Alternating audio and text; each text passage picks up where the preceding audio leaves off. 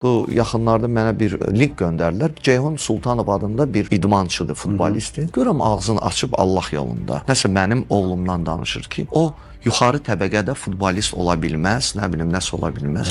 Özümdə belə baxdım, biraz ondan informasiya yığdılar uşaqlar ofisdən ki, sən Neftçidə oynamısan, Bakıda oynamısan, indi gəlmisən, bizim kökümüz hardadır? Araz Naxçıvanda idman nəsə rəhbəri olmusan. İndi Naxçıvan qavurması yeyəndən sonra bəlkə başa salarlar, Mədətovlar kimlərdir də indi bilər. Götürüb deyir, qardaş sən özün neynəmisən? Mahir akademiyalar görür, Mahirə Hafiz Məmmədov Bakı Futbol Komitəsi yeganə Futbol Akademiyası Azərbaycanda Hafiz Məmmədov yaratmışdır. Nətər o olub? O elə insanlar danışır. Özün nəsə eləmisən? Sən bir Polşaya git Xorvatiyaya get, nə bilim.